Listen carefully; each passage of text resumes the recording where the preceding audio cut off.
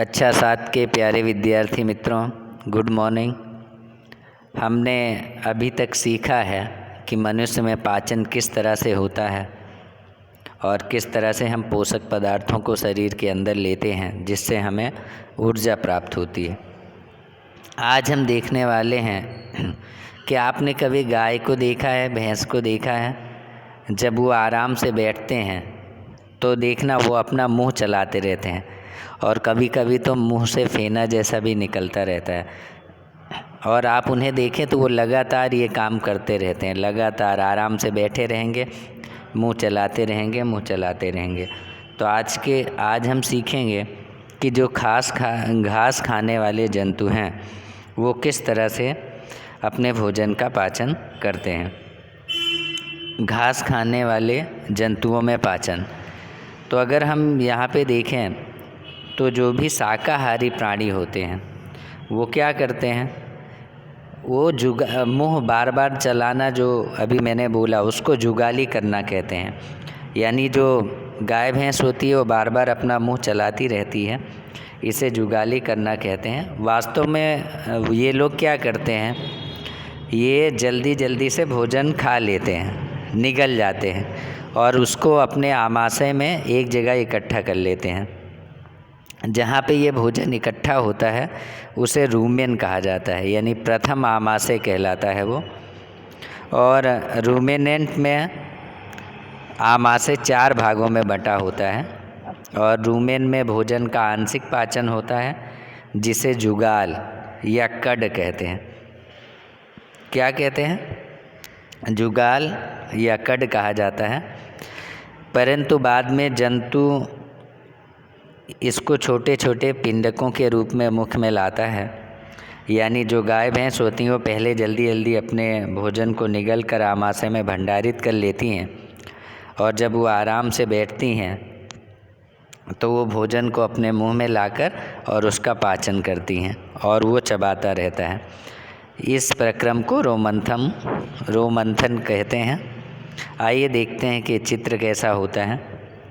यहाँ पे अगर देखें तो ये गसिका, ये रूमेन, ये क्षुद्रांत और उसके बाद में ये बृहदांत्र यहाँ पे दिख रही है। फिर अर्धनाल यहाँ होती है और आमाशय। इस तरह से इनके पाचन तंत्र की रचना होती है। ये भोजन को प्रथम आमाशय में इकट्ठा कर लेते हैं और बाद में जब आराम से बैठते हैं तो जुगाली करते रहते हैं। इस प्रक्रम को रोमंथन कहा जाता है। आगे हम देखेंगे कि ये जो जीव जब आराम से बैठ जाते हैं, जुगाली करते हैं, तो उसे रोमंथन कहते हैं इस प्रक्रिया को। और ऐसे जंतु रूमिनेंट या अथवा रोमंथी कहलाते हैं। यानी जो इस तरह से जुगाली करते हैं वो सभी जीव रोमंथी जीव कहलाते हैं। घास जो होती है, घास में सेल्यूलोज की मात्रा ज़्यादा होती है। और सेल्यूलोज क्या है? एक प्रकार का कार्बोहाइड्रेट है। जैसे हम दाल चावल रोटी सब्जी खाते हैं तो हमें कार्बोहाइड्रेट के रूप में खाते हैं तो हमें तुरंत ऊर्जा प्राप्त होती है।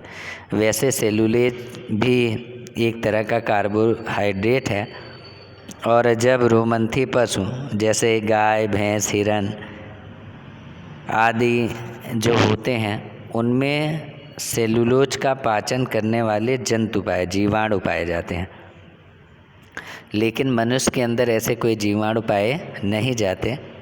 तो यहाँ पे देखेंगे, पहेली जानना चाह रही है कि जंतु भोजन करते समय इसे भली भांति क्यों नहीं चबा पाते। बूझो जानना चाहता है कि मनुष्य मवेशियों की तरह सेल्यूलोज को क्यों नहीं पचा सकता। यहाँ पे पहेली के मन में एक सवाल है कि जंतु भोजन करते समय इसे भली भांति क्यों नहीं चबा पाते, और बूझो जानना चाह रहा है कि मवेशियों की तरह सेल्यूलोज का पाचन मनुष्य क्यों नहीं कर पाता। आइए इन दोनों के जवाब देखेंगे हम। और इन दोनों का जवाब, तो जैसे जानवर, घोड़ा, खरगोश, इनमें क्या होती है, क्षुद्रांत यानी छोटी आंत और बड़ी आंत के बीच में एक थैली नुमा बड़ी संरचना होती है जिसे अंधनाल कहते हैं। उसको अभी हमने चित्र में देखा। तो भोजन के सेलुलोज का जो पाचन है वो यहाँ पर यानी अंध नाल में कुछ जीवाणुओं द्वारा होता है, जबकि मनुष्य में ये जो जीवाणु होते हैं वो आहार नाल में कोई जीवाणु पाए जाते नहीं हैं। इसीलिए मनुष्य सेलुलोज का पाचन नहीं कर सकता है। तो जब तक आपने उन जंतुओं के विषय में पढ़ा जिसमें पाचन तंत्र पाया जाता है, तो आज हमने पशुओं के बारे में पढ़ा, इसके पहले हमने मनुष्यों के बारे में पढ़ा था। आगे हम सूक्ष्म जीवों के बारे में पढ़ेंगे। आज के लेसन को रिपीट करते हैं। आज हमने क्या देखा? आज हमने देखा कि जो घास खाने वाले जंतु होते हैं वो उनका जो आमाशय है वो 4 भागों में बटा होता है। वो जल्दी जल्दी भोजन को निगल जाते हैं और जब आराम से बैठते हैं तो वो जुगाली करते हैं, और जुगाली करने में वो कार्बोहाइड्रेट का पाचन करते हैं जो सेलुलोज पाई जाती है। और ऐसे जीव जो जुगाली करते हैं उन्हें रोमिनेंट अथवा रोमंथी कहते हैं। और घास में सेलुलोज की मात्रा ज़्यादा होती है। सेलुलोज क्या है? एक प्रकार का कार्बोहाइड्रेट है। तो जो रोमंथी जीव होते हैं यानी जो घास खाने वाले जीव होते हैं उनमें सेलुलोज का पाचन करने वाले जीवाणु पाए जाते हैं। ये जीवाणु और सिर्फ घास खाने वालों में ही पाए जाते हैं, मनुष्य में नहीं पाए जाते। इसीलिए मनुष्य सेलुलोज का पाचन नहीं कर सकता। एक इंटरेस्टिंग बात आपको बताना चाहूँगा मैं। आप अपनी कमर पे हाथ रखिए। कमर की एक जो हड्डी होती है उसे लेग स्पाइन कहते हैं। दाहिनी साइड हाथ रखिए और वहाँ से आप अपने पंजे को थोड़ा दूर, दाहिने हाथ पंजे से दूर पेट पे हाथ लाइए, छोटी अंगुली से अंगूठे की तरफ ऐसे मापते हुए।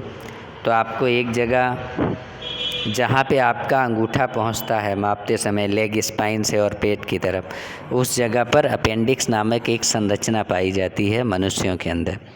ऐसा माना जाता है कि सदियों पहले हम में ये अपेंडिक्स जो है वो पूर्णतः विकसित एक नली थी जिससे हम सेलुलोज का पाचन करते थे।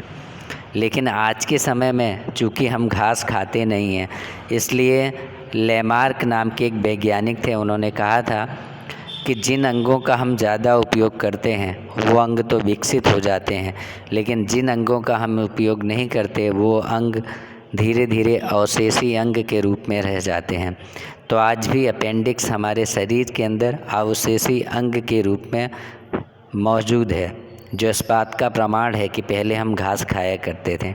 आपने कई बार ऐसा सुना होगा, जब किसी कारणवश अपेंडिक्स के अंदर कुछ गड़बड़ी हो जाती है तो बहुत तेज़ी से दर्द होता है और कई बार तो ऑपरेशन करके अपेंडिक्स को निकालना पड़ता है।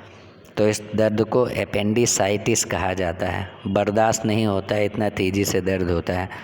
तो इस तरीके से विद्यार्थी मित्रों, आज हमने सीखा कि जंतु घास का पाचन किस तरह से करते हैं, उनका आमाशय कितने भागों में बटा होता है, और मनुष्य इसका सेलुलोज का पाचन क्यों नहीं कर सकता। अगले लेसन में फिर मिलेंगे। तब तक के लिए धन्यवाद। अच्छी तरह से स्वस्थ रहिए और अपना ध्यान रखिए और पढ़ते रहिए। धन्यवाद।